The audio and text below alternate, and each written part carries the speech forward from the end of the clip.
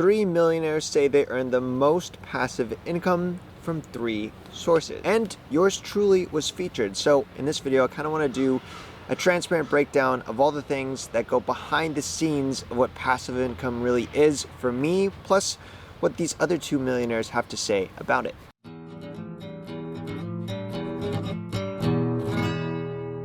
They kick off the article with a couple bullet points. Passive income is a big source for wealth for many millionaires, as it requires little ongoing work. 100%, this is true. I think this should be the goal for everyone. Everyone, that one day you don't have to work or trade your time for money. How you get there, lots of different ways, but I feel like this article does a good job talking about a few of them. My example is going to be, I think, quite controversial, and I've seen the post on Business Insider when they post on Facebook, which had like 10,000 comments, and a lot of people are skeptical about the way I make my money, so we gotta talk about that. So they interviewed 3 different millionaires, and I've looked into both these other millionaires that they talk about, and I think they are absolutely legit. I think one thing I appreciate about Business Insider is that they take the time to interview. I had to provide like tax documents, business documents, income documents to prove, that this is true. And I'm assuming they did that for the other candidates as well. So they put me first, probably just alphabetical order. But they state here, they share my way of passive income is $750,000 from affiliate marketing, according to records viewed by Insider, in 2020. So passive income for me, they put as affiliate marketing. I think I need to clarify that a little bit. I did share a lot of these details in the interview, but there's so many different things that the author, who's amazing by the way, much respect, can only put in this article. So I think I helped make it clickbaity, because that's a lot of money to make passive income from, and it's not from a traditional source like real estate, which is I think the most common way people make passive income. And second would be like investing in funds that pay like a dividend. These are, when people think passive income, that's what usually comes to mind.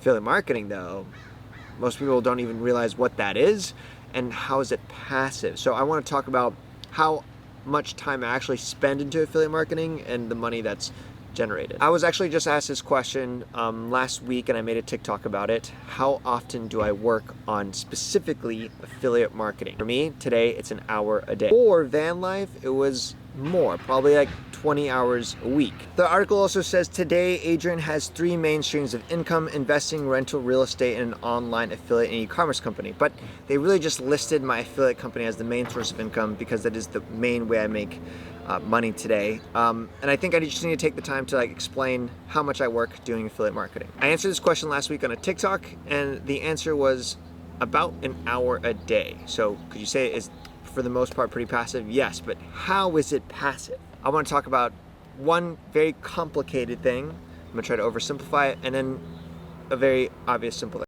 The first is something that's called programmatic ad budgeting. Essentially, I am an affiliate for over 400 different companies, which means I'm running over 400 different ads right now as we speak. Facebook, YouTube, Google, Instagram, running it right now. And it's making money. That's essentially passive, because I'm actually not in my ads dashboard. I'm here with you. Programmatic ad budgeting works like this. If viewer clicks ad and does not buy, then retarget the viewer with another ad. That's just one example. It basically works off of an if and then sequence. If an action is taken or not taken, then said other consequence gets basically put into the formula. So I have a series of programmatic ad budgeting that works across every platform that I'm running right now. And I know I'm like a dude, and I kind of try to keep it like, it's some actually pretty nerdy, complicated stuff. Any business, no matter how passive, including affiliate marketing, needs work. Being an affiliate for 400 companies, people want to know what I'm doing. Companies need to send their money. I need to provide documents. And the second way that I'm basically able to live in a van, travel, and only basically check my business 1 hour a day is outsourcing. Outsourcing, super simple concept. It's the concept of basically assigning someone else to help do the job and do the work. I retired my dad. He only works a couple hours a day. And he basically manages all the relationships of the affiliate marketing business. So he's keeping track of accounts receivable, and when someone asks for something, he responds back. So I don't ever check my emails at all through my affiliate business thanks to him. But I also have a team of virtual assistants in the Philippines, and I have a blogger out of Iowa, and all these people are basically managing from the ads perspective to the content to the links, because that's how you make money through affiliate marketing, is promoting basically other products, and you have to have a link somewhere, social media, email, and I've basically been able to outsource everything to where I only work an hour a day. So is it passive? Would it last forever? I don't know, but you don't know that pretty much about anything, except if you have a government pension. But then again, will the government be here forever? Debatable. Let's talk about the second millionaire feature, Sharon Sung, who I've been recently following because of this article. We've been kind of talking. She gets her income from rental real estate. Her story basically is in 2013, her and her brother paid half down payment. She was able to basically have her property in her name, and she rents it out. Today she has 13 units. Her current net worth stands at $1.1 million.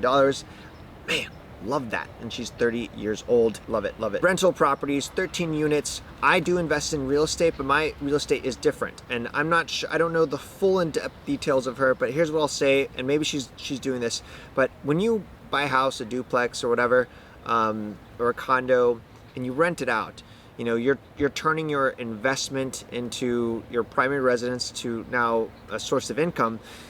It makes sense. It's like, why? Yeah, why not? We should do that. Graham Stephan, he owns multiple properties doing this as well. Now, I'm more of a fan of Grant Cardone style, where I basically can invest passively into a much bigger real estate investment, like an apartment complex that has hundreds of units. And then I get paid passively through that. I don't have to manage tenants, because one thing, my parents, they did this with their first a small little condo, and it ended up being a nightmare and they had terrible tenants. And I think that's the thing when it comes to turning your primary residence into a rental as you get your second house, is if you're up for the drama, managing someone and taking care of them and being a good landlord, because there's a lot of bad landlords out there, it's for you. We also have friends who do this, and they talk about the benefits and the cons of, like, you know, you're trying to live your life, and then you have a tenant call, which you always have to pick up if you're a good landlord, and be like, you know, our toilet's not working, and then you got to drop what you're doing to go and fix it if you're DIYing it, or you have a contractor and you have to get a hold of them to fix it. My wife and I have never wanted to deal with that. We wanted to more invest into the larger play, which is an apartment complex that have hundreds of units, and there's an entire professional team dedicated to just service each apartment complex. Now, here is, I think, as Ashley's brother, who's a PhD in political science, would say, that's more of an opportunity that's for the privileged. Definitely, 100%, because the minimum investment to get into a deal like that, into an apartment complex, is $50,000.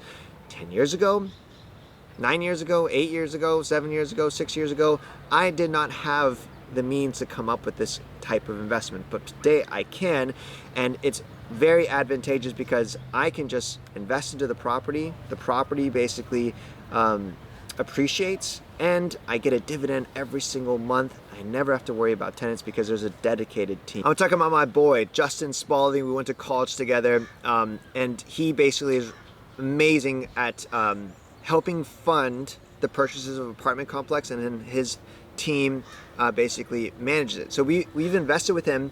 We have a few properties with him in Wisconsin, one's in Madison, Janesville. He basically, his whole game works like this. 130 unit complex in Madison costs $16 million.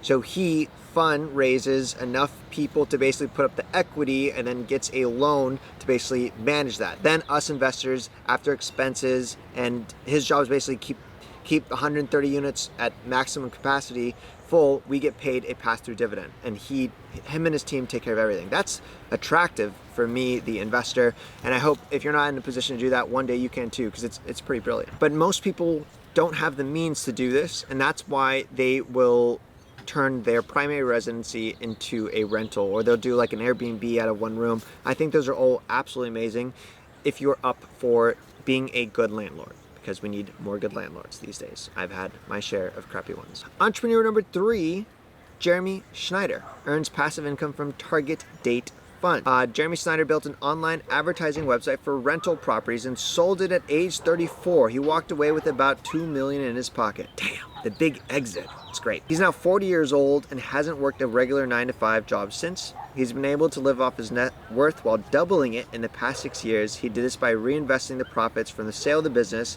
His current net worth stands at $4 million according to records viewed by Insider. This guy reminds me of a book called Quit Like a Millionaire, and I actually met the authors of this book. Amazing book. They also basically accumulated around a $2 million net worth, and they traveled the entire world only taking income or through dividends from their funds. And they're using target date funds and ETFs and index funds, things that I also invest in. But there's a science that the authors of this book and Jeremy have basically come to the conclusion of, is that you can withdraw a specific percentage from your nest egg, your investments, and live off that comfortably. And your investments will never go down. They'll continue to either stay the same or slowly grow. Obviously, when you withdraw from your investments, they don't grow as much. Whereas right now, I'm not withdrawing at all. I'm just investing. But I could totally do what Jeremy and these authors are doing. Snyder keeps his withdrawal limit set to 4%, a common rule for retirement income. But on average, he's able to live comfortably by withdrawing less than 2%, giving him a monthly income of about $5,000. That's where it's at.